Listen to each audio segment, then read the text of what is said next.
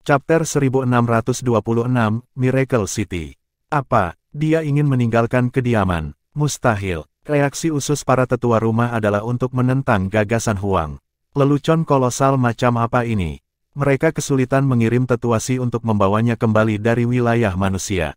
Dan sementara mereka sangat bersyukur bahwa Huanger yang benar-benar sehat telah kembali, dia sekarang ditahan di bawah tahanan rumah virtual dengan satu-satunya tujuan memenuhi sumpah mereka kepada Hao Xiaohu. Dendam itu akhirnya bisa diselesaikan tanpa kehilangan lebih lanjut. Ini adalah pemikiran bersama dari hampir setiap anggota klan. Semua orang tahu bahwa tidak ada lagi yang bisa terjadi pada Huang. Jika ada, mereka akan gagal pengiriman. Jika Hao Xiaohu punya alasan lain untuk menimbulkan masalah lagi, tidak mungkin ragu untuk memaksa Hao Xian tunduk sepenuhnya. Saraf semua orang tegang. Semua orang khawatir sesuatu yang tidak terduga akan terjadi lagi. Kurasa kita sudah memperlakukan gadis itu terlalu baik setelah membawanya pulang. Mengapa tidak menyegelnya dan mengambil surat wasiatnya? Mari kita melihatnya membuat permintaan yang tidak masuk akal. Petik 2. Tentu, itu terdengar seperti ide yang bagus. Beberapa tetua rumah mengambil sikap kejam. Memang, menahan Huanger secara paksa akan menghilangkan dorongannya untuk melakukan apa saja. Namun, para tetua yang lebih rasional menentang. Itu tidak pantas. Jika kita menahannya, kondisinya akan sangat berpengaruh dalam jangka panjang. Jika kita memberikan kuali kultivasi setengah mati kepada Hao Xiaohu, bagaimana kita akan menjelaskan diri kita sendiri? Petik 2. Ya, gadis itu memiliki semangat pantang menyerah. Jika dia meledakkan diri begitu kita menghapus batasan, kita akan gagal sepenuhnya rumah Xiaohu. Aku pikir kita perlu mengambil pendekatan yang lebih lembut. Meniduri pakaiannya jauh lebih efektif untuk membuatnya lebih lentur. Petik 2. Para sesepuh rumah terbelah dalam hal pendapat, tetapi sebagian besar sepakat tentang perlunya menghindari kekuatan. Hao Xian tidak dapat menanggung konsekuensi potensial dari kecelakaan yang terjadi. Inilah yang aku pikirkan, mengapa tidak membiarkan dia pergi ke Kepulauan Blue Smoke untuk waktu istirahat. Kami hanya dapat mengirim beberapa ahli tambahan untuk melindunginya di tempat terbuka dan beberapa lagi untuk mengamatinya secara rahasia. Apapun yang terjadi, kami tidak dapat membiarkannya lolos dari genggaman kami. Tetap awasi dia. Petik 2. Jika kami mengirim sekelompok ahli yang cukup besar, dia tidak akan bisa melakukan apapun dengan tingkat kekuatannya saat ini. Tentu saja, itu tidak mungkin baginya untuk melarikan diri. Petik 2. Jadi, lalu apa konsensusnya? Biarkan dia pergi. Aku tidak melihat banyak pilihan dalam masalah ini. Jika dia bertingkah dan mengancam kita dengan bunuh diri, kita akan lebih sulit berurusan dengannya. Hari-harinya ditentukan. Kita akan selesai jika dia kehilangan semua harapan dan bunuh diri. Mengapa tidak mengikuti apa yang dia katakan untuk saat ini? Setidaknya kita bisa menghindari perubahan suasana hati yang ekstrim. Petik 2. Yah, sudah diputuskan kalau begitu. Kirim beberapa ahli tambahan dengannya. Petik 2. Hao Xian akhirnya mencapai kesepakatan tentang bagaimana menanggapi permintaan Huang.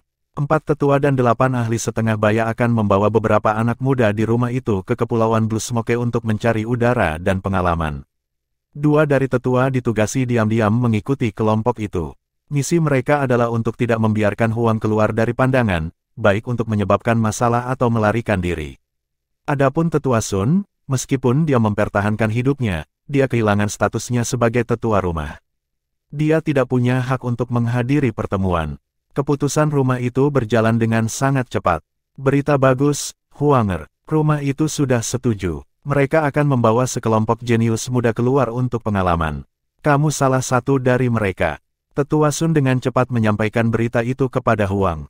Dia cukup terpaku pada keputusan itu dan memutuskan untuk menggantung kematiannya di atas kepala rumah jika tidak setuju. Meskipun dia merasa prospek itu tidak masuk akal, pikirannya tidak akan berubah. Dia tidak berharap mereka segera setuju. Ini adalah kejutan yang agak kebetulan. Bisakah kamu ikut dengan kami, Tetua Sun? Aku pengkhianat? Tetua Sun tersenyum masam. Mengapa mereka membiarkan aku pergi? Mereka khawatir tentang aku membawa kamu pergi. Nama aku tidak ada dalam daftar, tetapi jangan khawatir, Huang. Untung aku tetap di sini. Jika aku ikut denganmu, aku hanya akan mengacaukan rencanamu. Mereka tidak perlu curiga, dan akan mengawasi kamu lebih dari yang kamu inginkan. Petik 2. Huang cukup bijak untuk memahami apa yang ingin disampaikan lelaki tua itu. Kamu telah melakukan banyak hal untuk aku selama bertahun-tahun ini, Tetua Sun. Aku harap aku memiliki kesempatan untuk membalas kamu suatu hari nanti. Petik 2. Gadis bodoh, aku memperhatikanmu tumbuh dewasa. Aku orang tua yang jompo. Bahkan jika aku mati pada titik tertentu, aku akan melakukannya dengan cukup memuaskan. Tapi kamu berbeda, kamu masih muda. Ingat, jangan pernah putus asa sampai jam 12. Ingat itu dengan baik. Tetua Sun menatap Huang dengan penuh kasih. Ya, aku tahu. Aku pasti tidak akan menyerah. Aku benar-benar percaya bahwa Brother Chen akan datang ke Pulau Myriad Abyss. Mungkin dia sudah ada di sini. Petik 2. Tetua Sun tersenyum, tetapi tidak mengatakan apa-apa. Dia tidak ingin hujan di parade wanita itu. Alih-alih, dia mengucapkan doa dan berkat yang sunyi agar impiannya menjadi kenyataan. Satu hal lagi. Huang, keputusan untuk membiarkan kamu pergi pasti didahului oleh banyak perdebatan. Mereka akan sangat memperhatikan kamu. Jangan memberikan petunjuk apapun bahwa kamu merencanakan sesuatu, yang hanya akan membuat segalanya lebih sulit. Apakah Jiang Huang adalah Jiang Chen atau tidak, kamu tidak dapat mencoba untuk mendapatkan informasi tentang dia. Dengarkan, daripada berbicara. Apakah kamu mengerti? Lansia jauh lebih berpengalaman. Meskipun Tetua Sun bukan lagi tetua rumah, dia tahu hati mantan teman sebayanya. Nasihatnya memiliki banyak pemikiran dan alasan di baliknya. Huang tenggelam dalam refleksi. Itu hanya sekitar 4 bulan sebelum festival Batu Giok. Jika rumah akan dipersiapkan sebelumnya, mereka akan memulai dalam 2 bulan lagi. Dia memutuskan untuk mengambil waktu sementara untuk memilah-milah pikirannya. Dia tidak tahu alasannya, tetapi dia punya firasat bahwa Jiang Huang dikejar oleh 3 rumah Polilore terkait erat dengan Jiang Chen. Mungkin mereka bahkan satu dan sama. Sepanjang jalan di Kepulauan Blue Smoke, Jiang Chen akhirnya mencapai bagian timur wilayah itu setelah perjalanan panjang. Kemegahan dan mistik kota Miracle terungkap di hadapannya. Selain mengkultivasi dirinya sendiri, ia juga mencoba untuk menumbuhkan pertumbuhan Huaming. Pada sekitar sebulan mereka bersama, dia telah memperkuat yayasan bela diri anak lelaki itu. Proses ini juga memperkenalkan ketenangan ke dalam sifat Huaming. Kedangkalan muda yang menjadi ciri khas bocah itu perlahan-lahan dilucuti. Berkultivasi hati Boulder telah mengubah mentalitas bocah itu. Sekarang setelah dia menjadi lebih akrab dengan tuannya, Huaming lebih mengandalkan dan menghormati Jiang Chen. Dia bersyukur dari lubuk hatinya. Dia bisa merasakan ketulusan tuannya dalam mengembangkan keterampilannya.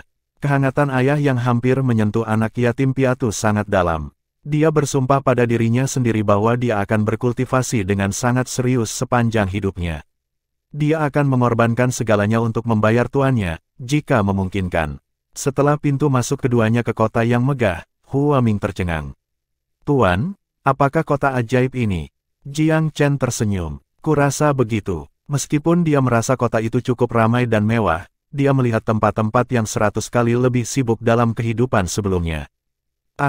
Tuan, aku selalu mengira lembah Oriole adalah tempat yang cukup besar.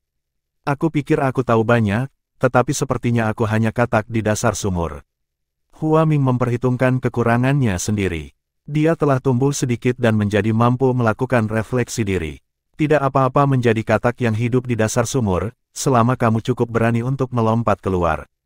Dunia adalah tempat yang besar, dan kamu akan mendapatkan lebih banyak pengalaman dengan melakukan perjalanan jauh dan luas. Petik 2. Ya, Tuan. Huaming hanya mengagumi Jiang Chen. Semakin banyak waktu yang dia habiskan bersama tuan barunya, semakin dia kagum akan kedalaman tuannya yang tak dapat dipahami. Sama seperti kota terakhir, Miracle City juga memiliki hadiah yang dikeluarkan oleh Polilore Divine Nation. Namun, ukuran kota berarti bahwa itu menarik perhatian yang jauh lebih sedikit. Topik terpanas Miracle City selalu menjadi Batu Giok kuno. Kepulauan Blue Smoke dikenal di Myriad Abyss karena Batu Giok mereka. Miracle City adalah kota metropolitan yang terkenal. Jadi, tidak mengherankan sama sekali bahwa Batu Giok kuno akan menjadi pembicaraan abadi kota. Jiang Chen dan Huaming berjalan di jalan-jalan kota, mengambil semua toko yang berhubungan dengan Batu Giok di sekitar mereka. Industri ini sendiri menempati usaha lebih dari setengah bisnis di kota. Aku selalu mendengar bahwa keajaiban terjadi setiap hari di Miracle City. Sepertinya kita berada di tempat yang tepat, Tuan. Pernah menjadi anak muda, Huaming sangat menikmati keramaian kota. Kemakmuran Miracle City dan semangat penduduknya mengalahkan lembah Oriole seperti matahari melawan lilin. Bahkan, Huaming merasa bahwa yang terakhir tampaknya anak-anak bermain rumah. Pasangan yang tidak mungkin menemukan penginapan untuk check-in. Akomodasi kota seragam terlalu tinggi, tetapi Jiang Chen tampaknya tidak terlalu peduli tentang itu. Dia memilih penginapan dan kamar terbaik tanpa mempedulikannya. Huaming mendecakkan lidahnya ketika dia melihat kemewahan tuannya. Huaming, aku akan membuatmu tinggal di sini sebentar. Aku akan kembali di mana saja antara 1 hingga 3 bulan. Jangan bersantai atau bermalas-malasan, teruslah berkultivasi setiap hari. Selain itu, keluarlah dan kumpulkan informasi apa yang kamu bisa.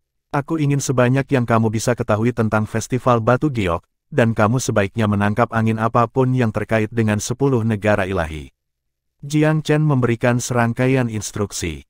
Miracle City lebih dekat ke Pulau Helking daripada Oriole Valley. Jiang Chen tidak ingin membuang waktu lagi.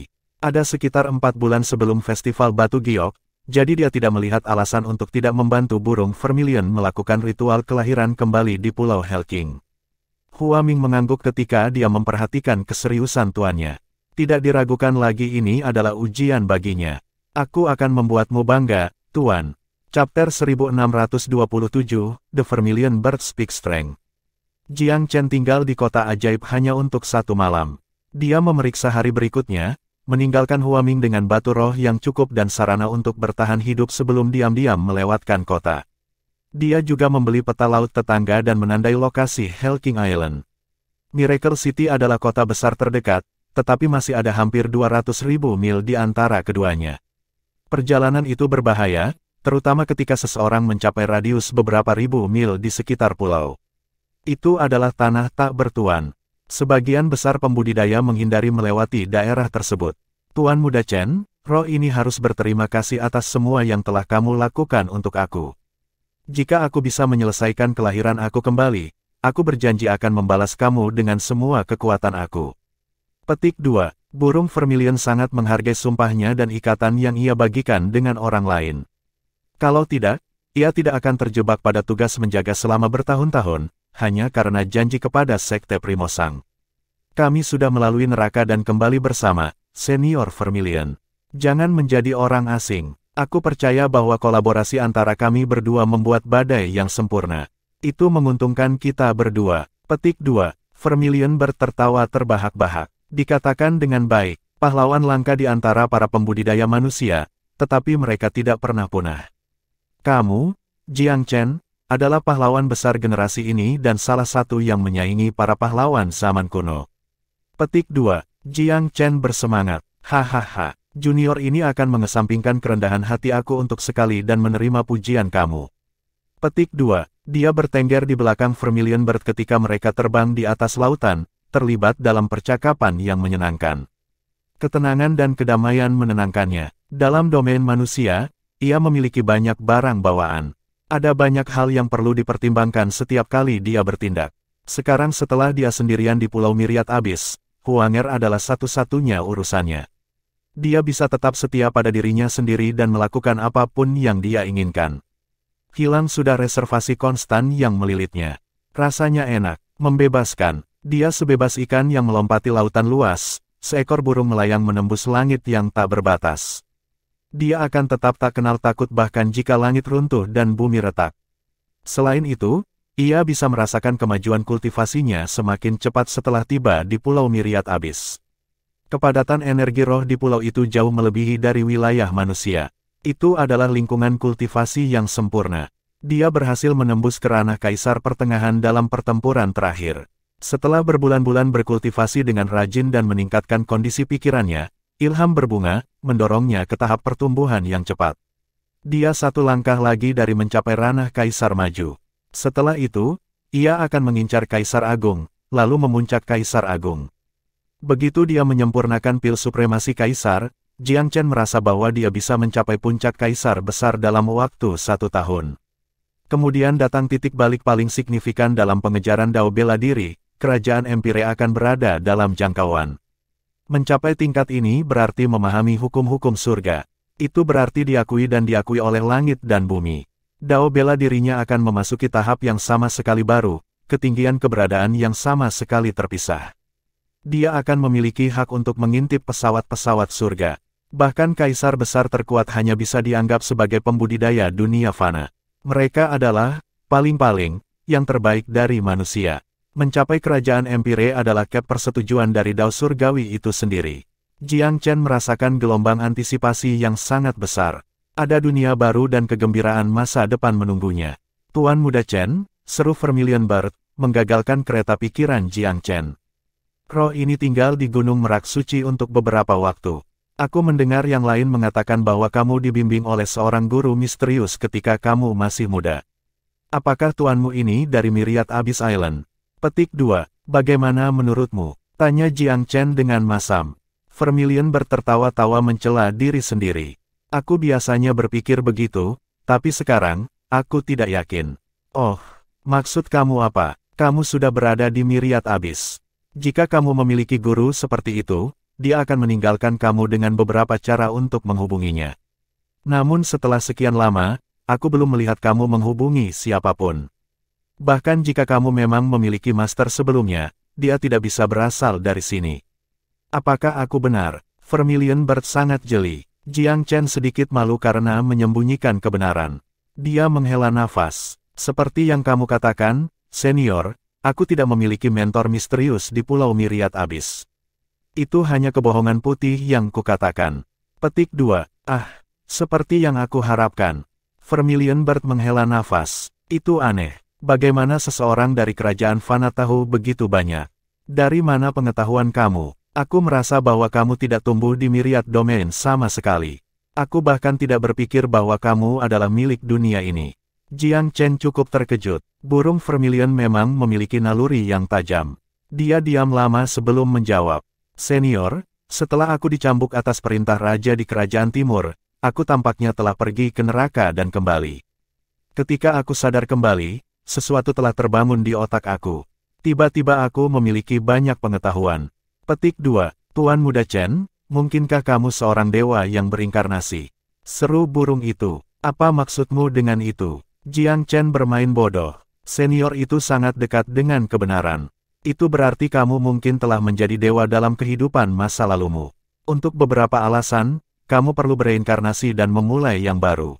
Makhluk seperti itu perlahan-lahan memulihkan ingatan masa lalu mereka setelah bangun. Mereka sering jenius dengan potensi yang tak terbayangkan. Pada awalnya, mereka tampak seperti yang lain. Begitu kemampuan mereka muncul, orang-orang ini terus tumbuh sampai mereka menjadi legenda. Petik 2. Burung Vermilion tumbuh semakin bersemangat saat dia berbicara.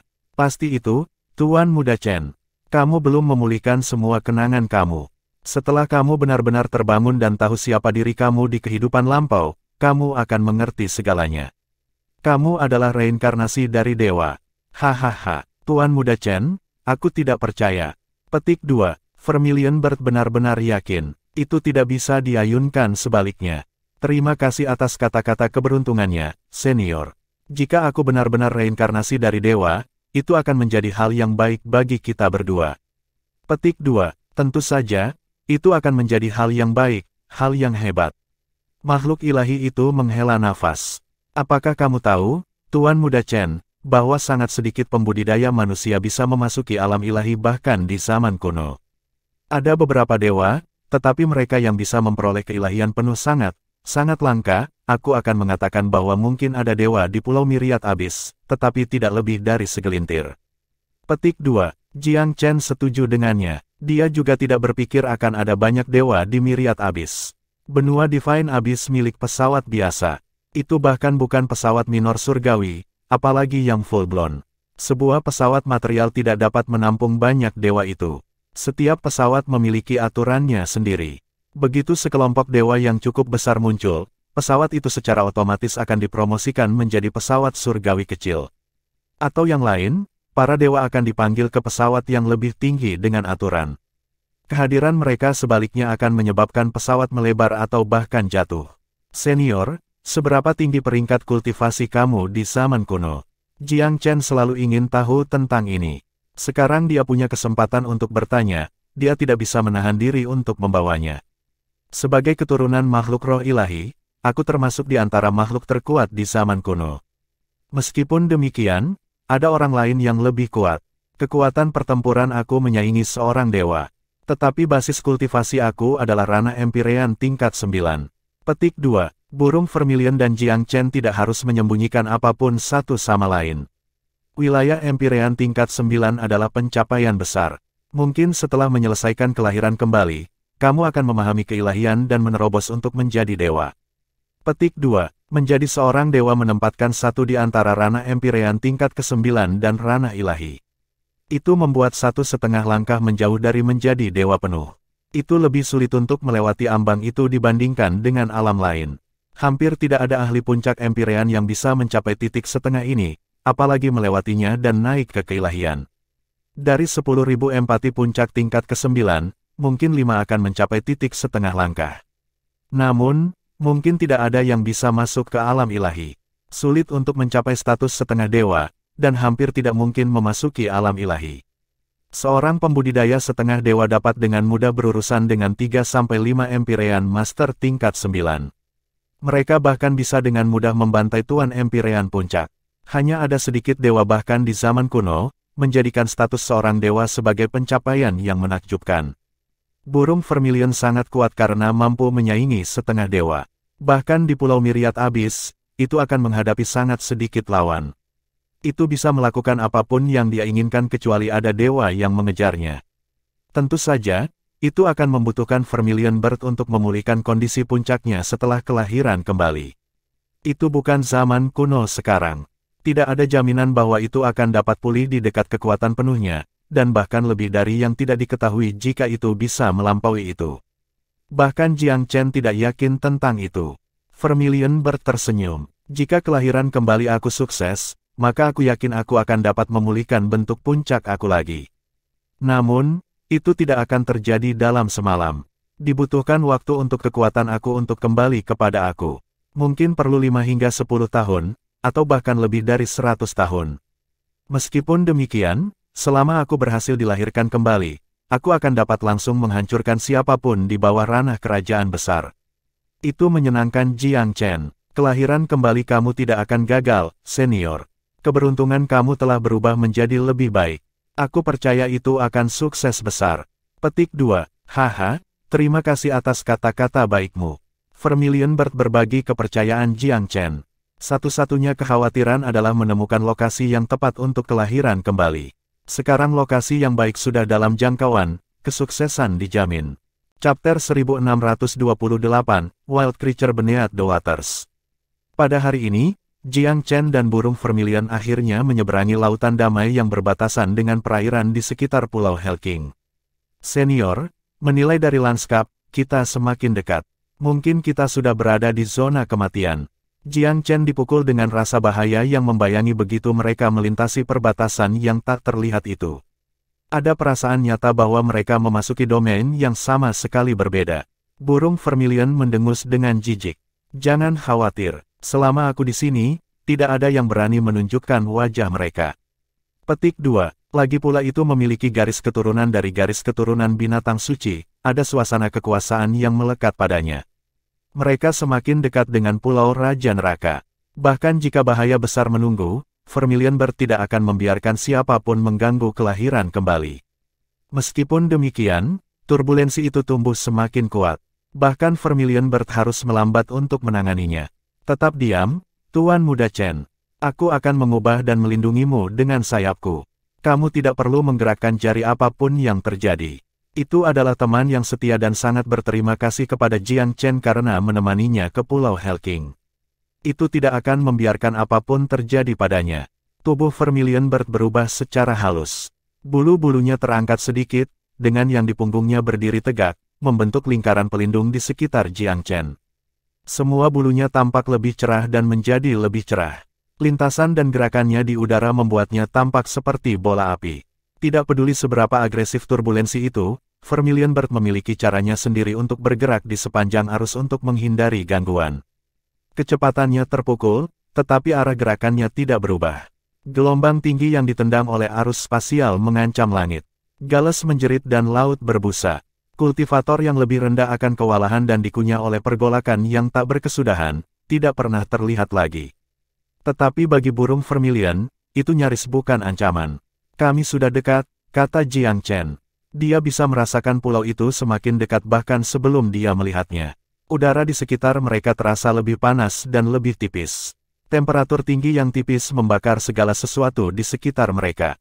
Ledakan, gelombang curam tiba-tiba bergejolak dari bawah mereka. Sekelompok monster laut ganas mengangkat kepala mereka dan menerjang burung vermilion. Mereka adalah penguasa laut di wilayah ini, reaksi pertama mereka untuk melahap semua dan semua penyalahguna. Huff, pacaran mati. Meskipun Vermilion Bird berada pada titik terendah dari siklus hidupnya, musim semi kayu di Gunung Pifau Suci telah menyembuhkan dan meringankan banyak penyakitnya. Selain itu, ia hanya menahan diri dari pertempuran karena ingin menghemat energi. Sekarang, tempat kelahirannya sudah dekat. Tidak peduli apakah itu pada kerugian alami dalam pertarungan ini. Dalam kondisi saat ini, ia mampu menguras sebagian energinya. Burung vermilion masih merupakan pejuang yang sangat kuat ketika ingin bertarung. Sebuah kepakan sayap tajamnya menciptakan gelombang api tajam yang menusuk, meninggalkan bekas luka di udara saat menabrak monster laut di bawah. Mereka dibelah dua dan dibakar menjadi arang oleh energi api yang menakutkan.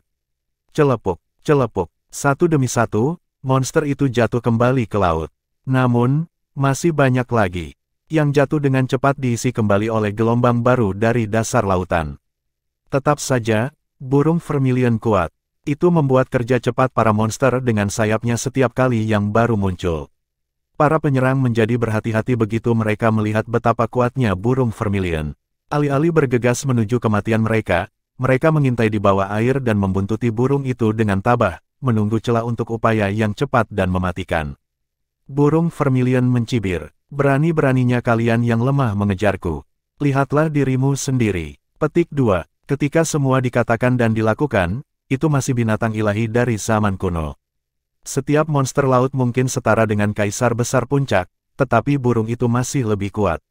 Monster terus muncul dari perairan hanya untuk menghadapi kematian yang cepat. Ada jarak terlalu besar antara mereka dan burung vermilion.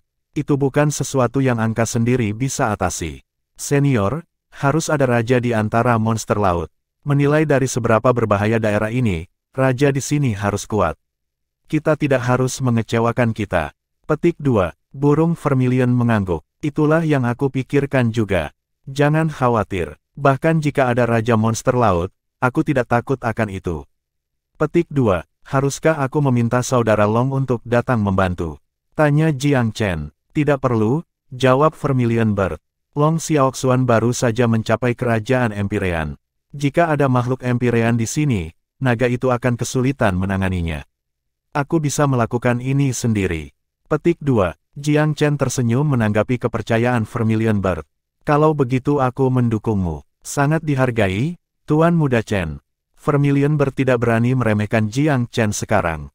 Ini adalah seseorang yang bisa membunuh Tuan Empyrean. Dengan cadangan manusia, Vermilion Bird akan dapat menangani dengan lebih baik bahaya yang tidak terduga. Jiang Chen tetap berada di punggung burung vermilion dengan kesadarannya meluas hingga sepenuhnya. Segel di benaknya luar biasa aktif. Itu memberitahu Jiang Chen sesuatu yang besar akan datang. Lihat ke depan, senior vermilion. Daerah yang tertutup asap tebal dan cahaya merah yang memenuhi langit pasti berada di tempat pulau Raja Neraka. Jiang Chen melirik ke depan ke tempat laut itu sendiri sepertinya terbakar. Burung vermilion memandang ke daerah itu seperti anak lelaki pengembara memandang kampung halamannya sekembalinya. Arus emosi naik di hatinya. Mereka akhirnya mencapainya. Itu bisa merasakan energi api yang sangat besar dari jauh sebelum mereka bahkan menginjakkan kaki di pulau itu. Ini dia, Tuan Muda Chen.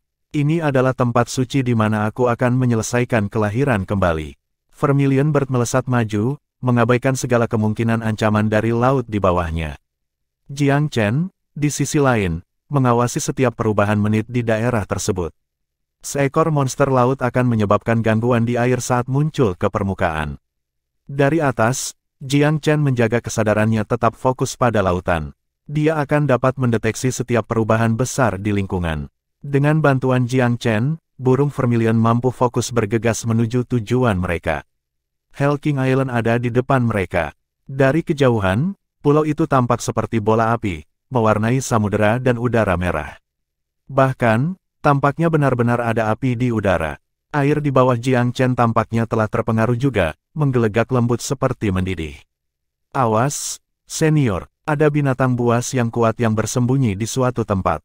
Petik 2. Burung vermilion tiba-tiba bersiul panjang. Dalam bahasa kuno binatang buas, itu menyatakan peringatannya. Makhluk dari daerah ini, jangan memprovokasi aku. Kalau tidak, aku tidak akan ragu untuk membunuh kalian semua. Otoritas aku sebagai binatang ilahi kuno tidak dapat ditantang oleh roh-roh liar seperti kamu. Petik 2. Suara mendesing. Beberapa ratus meter di depan mereka, sesuatu seperti rantai besi tiba-tiba muncul, memunculkan gelombang yang cukup tinggi untuk mencapai langit. Naik dan naik, ombak melonjak hingga beberapa ratus meter, membentuk lapisan air tanpa batas di hadapan mereka. Itu terus naik melawan hukum gravitasi, menyebabkan air mengalir ke atas. Ratusan meter, lebih dari 3.000 meter, 6.000 meter, 9.000 meter. Burung vermilion melayang di udara, menatap lekat-lekat ke layar air yang indah. Ia terus memekik peluit peringatannya. Jiang Chen berkomunikasi secara mental, senior, ini pasti roh liar kuno. Mungkin sudah bertahun-tahun di sini. Aku bisa melihat dari kejauhan betapa besarnya itu. Itu mungkin roh besar yang terkait dengan ikan. Panjangnya melebihi 900 meter, dan masih tumbuh lebih besar. Petik 2. Mata Tuhannya memandang melewati layar air dan melihat roh besar yang bertanggung jawab untuknya menyelimutinya. Itu memiliki aura yang menakutkan, jelas bukan musuh yang mudah. Burung vermilion mencibir. Jika aku berada di puncakku, aku akan bisa membunuh roh kecil ini dalam sekejap. Itu tidak akan memiliki kesempatan untuk berjalan di depanku. Petik 2. Jiang Chen dengan tegas percaya bahwa itu tidak berlebihan. Vermilion bertelah sekuat dewa di zaman kuno, yang berada beberapa mil di depan roh laut yang besar ini, terlepas dari seberapa besar dan kuatnya itu. Dia mengeluarkan busur naga suci dan tetap waspada. Serangan fisik biasa tidak cukup untuk membunuh semangat besar seperti ini. Seseorang harus menyerang titik lemahnya untuk menimbulkan luka fatal. Kalau tidak, serangan akan sama efektifnya dengan goresan. Dengan demikian, Jiang Chen berencana untuk mengidentifikasi titik lemah roh selama pertempuran. Semangat besar seperti ini pasti memiliki kelemahan. Jika dia bisa memukulnya dengan Holy Dragon Ball, itu akan terluka serius, jika tidak terbunuh secara langsung. Itu akan meringankan sebagian beban untuk Vermilion Bird dan menyelesaikan pertarungan ini secepat mungkin. Mereka berada di wilayah yang asing. Semakin lama pertarungan berlangsung, semakin besar risikonya. Siapa yang tahu jika akan muncul roh liar yang bahkan lebih berbahaya saat mereka bertarung. Chapter 1629, Fleeing in Disarray. Jiang Chen benar-benar diam, seolah-olah dia mengalami trans. Dia tiba-tiba melompat dari punggung burung vermilion. Senior vermilion, dia mengirim pesan, mari serang bersama-sama. Tidak perlu, balas burung itu dengan bangga. Aku akan menghadapi monster ini sendiri. Unggas kuno ilahi melahirkan diri dengan martabat yang sesuai dengan garis keturunan dan statusnya. Meskipun itu bukan pada kekuatan puncak, ia tidak melihat monster di kedalaman sebagai lawan di level yang sama. Dengan teriakan dering, itu berkembang di angin. Tubuhnya secara instan menjadi lebih dari 10 kali ukuran sebelumnya, dan sayap-sayap mengirim deretan energi merah melonjak keluar. Sayap burung terombang-ambing seperti dua bilah raksasa. Aura berapi-api yang mereka keluarkan menciptakan busur yang mengiris tatanan ruang itu sendiri. Energi menabrak kerudung berair yang berdiri di jalur mereka. Ledakan, aura merah menghilang ke kerudung air dengan kecepatan kilat. Pada saat berikutnya, bekas luka dirobek. Ledakan, tabirnya kusut tanpa pikir panjang. Penyembunyiannya dilucuti, wujud sejati binatang buas itu dibawa ke siang hari. Dengan luasnya lautan, tubuh kolosalnya berdiri seperti terumbu karang yang besar. Ia mengangkat kepalanya yang raksasa dan membuka rahang yang gagah untuk mengeluarkan suara gemuruh. Bumi dan air bergetar berkilo-kilometer jauhnya. Meskipun tubuh monster itu besar, itu juga sangat cepat ketika bepergian di arus laut. Ekornya telah bergoyang-goyang di saat sebelumnya, dan di saat berikutnya, rahangnya melonjak ke arah burung vermilion dengan gerakan yang menggemparkan. Konyol, burung vermilion tidak terintimidasi oleh serangan yang begitu kasar. Dia mengelak, melepaskan bilah berapi dari sayapnya sekali lagi. Serangan itu mengarah tepat ke bagian dalam mulut binatang buas itu. Monster itu memiringkan kepalanya ke bawah. Sebuah cahaya aneh muncul di dahinya, menghasilkan pertahanan entah dari mana. Pisau berapi pecah pada perisai darurat, menghasilkan bunyi tumpul. Itu berhasil memblokir serangan burung vermilion langsung dengan riak aneh di dahinya. Tidak ada luka untuk dibicarakan. Ini sedikit mengejutkan burung itu. Meskipun itu bukan dalam bentuk akhirnya, masih yakin bahwa ia bisa membunuh monster itu dengan mudah. Apa yang baru saja terjadi bertentangan dengan harapan. Tampaknya ada pertahanan aneh di dahi binatang buas yang memungkinkannya untuk memblokir serangan yang jauh lebih tinggi. Jiang Chen juga tercengang. Menurut pendapatnya, serangan Vermilion Bird tidak mudah dilewati bahkan oleh para pakar Mid-Empyrean. Vermilion Senior, mungkin kamu harus menggunakan mobilitas daripada serangan frontal. Ada sesuatu yang aneh tentang dahi binatang buas itu. Coba di tempat lain. Petik 2. Manusia mengirimkan pengingat, tetapi burung Vermilion tahu apa yang harus dilakukan bahkan tanpa itu. Jika berada dalam kondisi puncak, pertahanan aneh itu masih akan menjadi hambatan. Namun, sekarang adalah waktu ketika teknik lebih unggul dari kejahatan. Tentu saja, burung Vermilion lebih cepat dan lebih pintar daripada monster itu. Meskipun binatang berair itu berkeliaran tanpa henti mengganggu ombak ke langit, burung itu nyaris tidak terpengaruh. Setelah beberapa putaran bolak-balik, monster itu mengalami beberapa serangan. Sayangnya, itu terlalu tebal dan berkulit tebal untuk terluka parah. Untuk saat ini, hidupnya benar-benar tidak terancam. Selanjutnya, monster itu adalah makhluk yang licik. Ketika menyadari tubuh raksasa itu adalah target serangan, ia menjadi lebih licik dengan menyembunyikan dirinya di bawah gelombang. Hanya kepala dan lehernya yang terlihat sekarang, sisanya disembunyikan oleh air asin dalam. Kita bisa pergi dulu, Senior Vermilion, Jiang Chen menunjukkan. Tidak perlu melakukan perlawanan sekarang, mengapa tidak kembali dan mengurus binatang ini nanti? Jika kita melakukannya, itu pasti akan membuat masalah bagi kita ketika kita berada di Pulau Raja Neraka, jawab Vermilion Bird. Monster selalu demikian, mereka harus dijinakkan atau dibunuh, atau mereka tidak akan menghentikan pelecehan dan permusuhan mereka. Petik 2. Jiang Chen setuju dengan sudut pandang burung itu dan berhenti berusaha membujuknya. Untuk sementara waktu, burung Vermilion dan monster besar terkunci dalam kebuntuan. Pada dasarnya, burung itu lebih kuat dari binatang itu. Sayangnya, yang terakhir memiliki keuntungan berada di rumah, yang memberikan banyak keuntungan. Selain itu, binatang itu adalah kacang yang sulit untuk dipecahkan. Itu bisa memastikan hidupnya dengan menggunakan laut untuk keuntungan penuhnya, muncul sesekali untuk melepaskan serangan yang kuat. Serangan burung dari ketinggian di udara cukup akurat, tetapi paling tidak mematikan. Jika ingin serangan itu menjadi mematikan, itu perlu untuk menutup jarak, ergo, mendekat ke air. Tetapi hal itu juga meningkatkan risiko bagi dirinya sendiri. Terbang sangat rendah membuat serangan balik dari binatang itu secara signifikan lebih mungkin dan mengancam. Jika binatang itu bisa menyeret burung di bawah air, bahkan makhluk seperti burung Vermilion akan sangat menderita. Kematian tidak keluar dari pertanyaan. Burung Vermilion tidak terbiasa dengan laut dan pada kerugian yang jelas. Jiang Chen duduk tinggi di udara untuk menyaksikan pertempuran. Dia bisa merasakan amarah burung itu. Sangat tidak senang bahwa keberadaan yang jauh di bawahnya menahannya seperti ini. Ini adalah puncak dari rasa tidak hormat. Kurasa monster itu tidak bisa diremehkan, desahnya pada dirinya sendiri. Itu berhasil pergi bahkan dengan Senior Vermilion dengan mengandalkan lingkungannya. Jiang Chen mengamati pertarungan, tetapi hampir tidak santai. Sebagai gantinya, ia memperhatikan setiap detail dalam upaya mencari celah. Dia percaya bahwa seseorang pasti ada. Dia akhirnya mengambil beberapa petunjuk setelah setengah jam.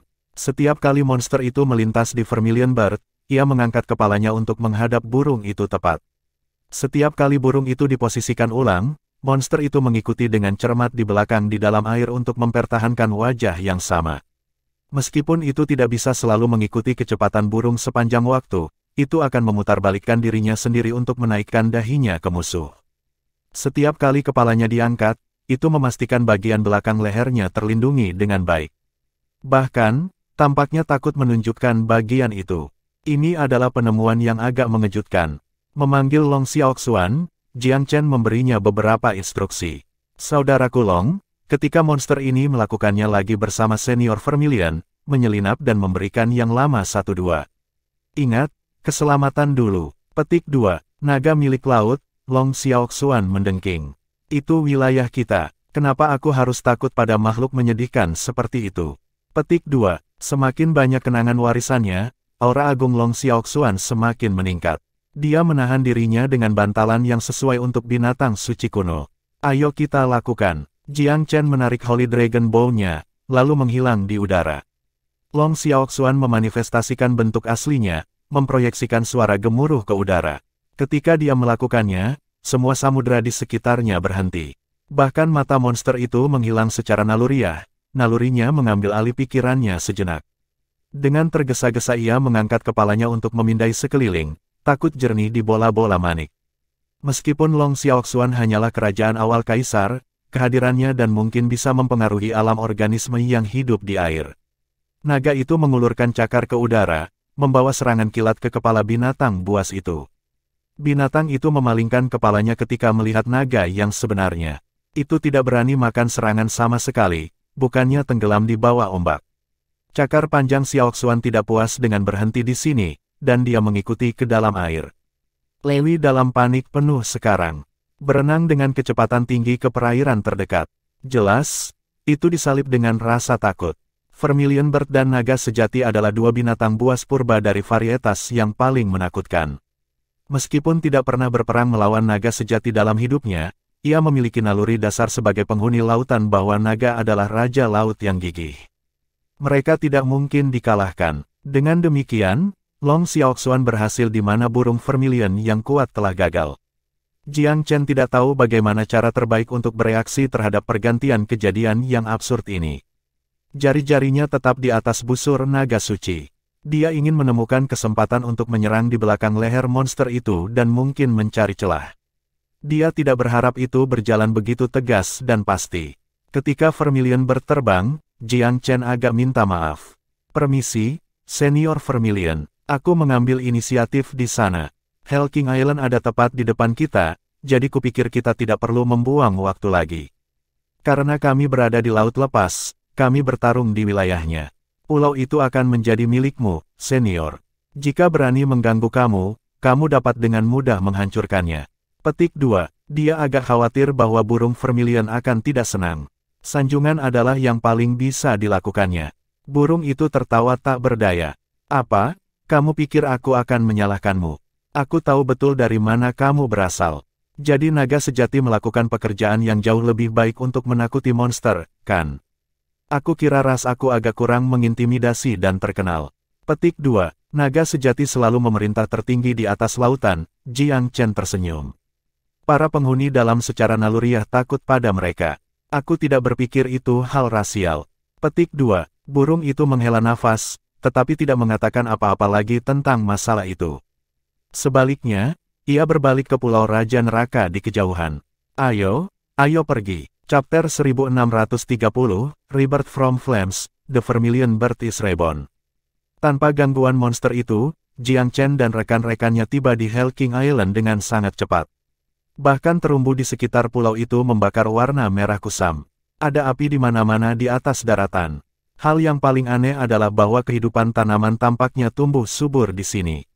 Bahkan, ada banyak liputan bunga. Sebagian besar dari mereka memiliki atribut api pada mereka, kemurnian nadi energi api yang memungkinkan mereka untuk makmur. Kakak Long, tetap di laut luar. Bagian dalam pulau Hell King seperti tungku. Bisakah kamu berjaga-jaga terhadap kami dari kembalinya monster itu? Petik 2. Long Xiaoxuan berpikir sejenak, lalu mengangguk. Yakin, aku pikir hal itu tidak akan kembali dalam waktu dekat. Petik 2. Jiang Chen cenderung setuju. Ikan besar tidak dikenal karena kecerdasan mereka, tetapi rasa takut yang sehat akan kematian adalah ciri khas hampir setiap makhluk hidup. Vermilion Senior, aku akan berpatroli di langit untuk mencegahmu diganggu oleh pasukan luar. Adapun masalah yang lebih dalam ke pulau, kamu harus berurusan dengan mereka sendiri.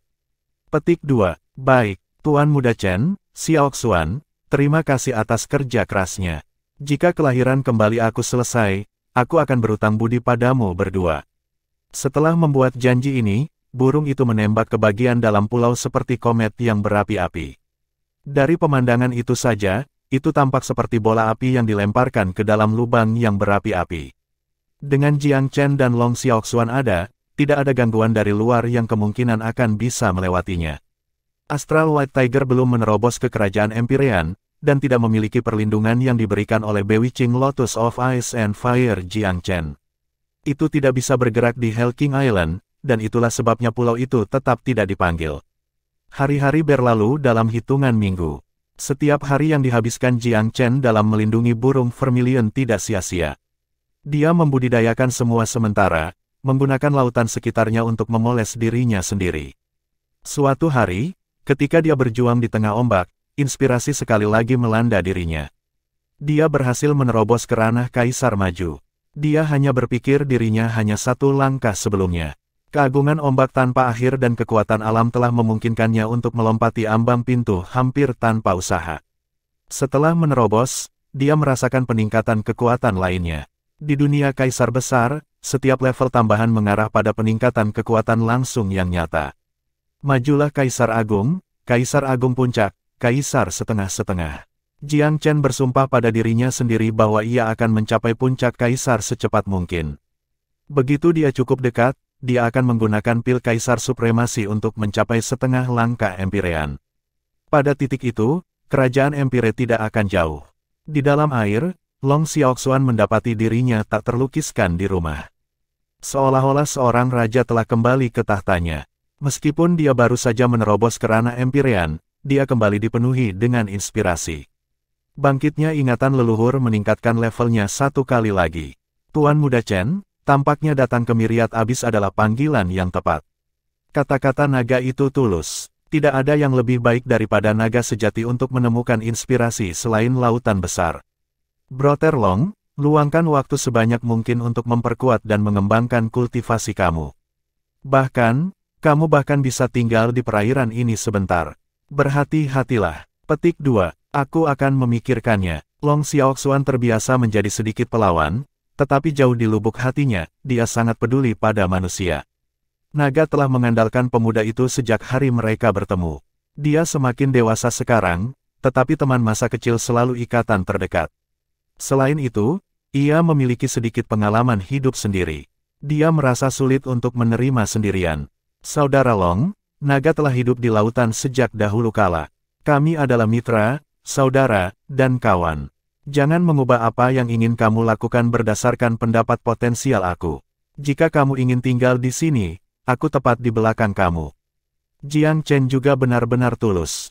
Dia membantu Long Xiaoxuan tumbuh karena dia ingin meminjam kekuatan naga, tetapi meninggalkannya ada percobaan dan persiapan untuk masa depan. 3 bulan berlalu dalam sekejap mata.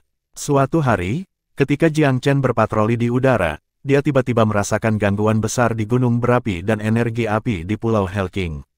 Ketika dia bertanya-tanya apa yang telah terjadi, getaran yang mengguncang bumi melewati seluruh area. Di saat berikutnya, sebuah ledakan muncul di tengah pulau. Tubuh burung vermilion bangkit dari lubang api seperti bola api yang menyala, menarik perhatian semua pengamat. Sinar merah yang dipancarkannya hampir menyilaukan. Itu telah menempa dirinya sendiri dalam api. Itu melonjak ke langit dengan teriakan gembira, membuntuti bara panjang di belakangnya. Setiap siklus kelahiran kembali berarti kehidupan yang sama sekali baru bagi burung vermilion. Satu penyelesaian menandakan awal siklus hidup baru, tidak perlu khawatir tentang masa pakainya untuk waktu yang lama mulai sekarang. Selain itu, secara bertahap akan memulihkan kekuatan sebelumnya setelah ritual, kembali ke puncaknya yang dulu. Itu hanya membutuhkan waktu dan lingkungan yang tepat. Setelah itu, mungkin akan diberikan kesempatan untuk mencapai puncak baru. Jiang Chen sama senangnya dengan burung itu seperti burung itu sendiri. Segalanya telah sukses besar. Setelah menunggu selamanya, burung vermilion akhirnya mencapai babak baru dalam hidupnya. Itu telah dilahirkan kembali ke dalam siklus baru dan menerima umur baru. Selamat, Vermilion Senior. Jiang Chen mengirim permohonannya ke burung yang berapi-api. Burung vermilion memekik dengan bangga ke udara sesuka hatinya, melampiaskan sekaligus semua negativitas tertekan yang telah dibotolkannya selama bertahun-tahun. Aku sangat berterima kasih atas bantuan kamu, Tuan Muda Chen. Cahaya yang menyala dari bola-bola yang berkilauan. Itu benar-benar bersyukur dari lubuk hatinya. Tanpa bantuan pemuda itu, ia tidak akan bisa datang ke Pulau Myriad Abyss. Tidak ada tempat dalam wilayah manusia yang sempurna untuk kelahiran kembali seperti ini. Lokasi yang baik untuk proses kelahiran kembali sangat penting untuk kesuksesan. Kemungkinan untuk berhasil hampir tidak pernah ada, dan kehidupannya akan padam secara permanen. Itu adalah keberuntunganmu sendiri, Senior Vermilion. Aku hanya membantumu. Selama takdir kamu menentukannya, tidak ada seorang pun di dunia ini yang dapat menghancurkan kamu. Jiang Chen menghibur burung itu. Bagian dari keberuntunganku bertemu denganmu. Di mana aku akan menemukan kekayaan aku sebaliknya. Perasaan Vermilion Bird berlari tinggi. Long Xiaoxuan juga bangkit dari air dan mengambil posisi melingkar di langit, melihat diam-diam pada unggas suci yang sudah bertahun-tahun seniornya. Selamat, burung besar yang berapi-api. Kamu sangat kuat, tapi aku akan mengejarmu suatu hari nanti. Naga itu sama angkuhnya seperti sebelumnya. Burung Vermilion terlalu baik untuk peduli. Xiaoxuan, garis keturunanmu sangat kuat sehingga hanya masalah waktu sebelum kamu mengejarku. Tampaknya kamu mendapat banyak manfaat juga dari perjalanan kami ke Myriad Abyss juga. Kultivasi kamu telah melihat beberapa terobosan. Petik 2. Long Xiaoxuan mengangguk dengan dingin. Dia menaruh rasa hormat pada Vermilion Bird, jadi dia tidak terlalu menyendiri meskipun egonya. Vermilion Senior, Jiang Chen mengganggu. Aku punya sesuatu untuk dibicarakan denganmu. Maukah kamu memberi aku arahan? Dia berbicara tentang Long Xiaoxuan dan penemuan baru yang terakhir di lautan ini. Xiaoxuan adalah naga sejati, renung burung Vermilion, dan naga sejati ada di rumah di lautan. Ini bukan pilihan yang buruk untuk mengolah lebih jauh di laut ini. Petik 2. Itulah yang aku pikirkan juga, Jiang Chen mengangguk. Tapi Pulau Myriad Abyss memiliki lautan di mana-mana. Long Xiaoxuan dapat berkultivasi di mana saja. Petik 2. Kurasa begitu, tetapi tidak ada banyak makhluk hidup di sini. Bahkan makhluk yang hidup di air jelas menghindari bagian-bagian ini. Ini adalah tempat yang bagus untuk budidaya yang tidak terganggu. Di tempat lain, para pembudidaya manusia yang lewat sendirian akan sulit dipertahankan. Petik 2. Jiang Chen tahu berapa banyak manusia haus akan naga sejati. Jika pembudidaya yang kuat tahu bahwa naga sejati telah muncul, mereka akan menunjukkan diri dalam upaya menjinakkannya pasti. Dia tidak ingin itu terjadi. Kamu benar, laut ini adalah sepetak ketenangan yang langka. Kamu tahu, laut di sekitar Winterdraw juga cukup bagus, kata burung Vermilion sambil berpikir. Mengapa kamu tidak meninggalkan Xiaoxuan sebentar untuk berlatih? Kamu bisa bertemu lagi ketika dia tumbuh lebih kuat. Petik 2. Itulah yang aku pikirkan juga. Namun, Saudara Long adalah naga yang tidak bersalah, dan tidak menjaga dirinya dengan cukup bersemangat melawan kejahatan manusia. Aku khawatir bahwa seorang ahli manusia yang kebetulan di tempat ini. Ekspresi burung itu menjadi serius. Kekhawatiranmu tidak salah tempat. Bagaimana dengan ini? Aku mungkin terlahir kembali, tetapi aku ingin tinggal di sini sebentar lagi untuk memperkuat kultivasi aku. Xiaoxuan dapat tinggal di perairan ini dan kami akan saling menjaga.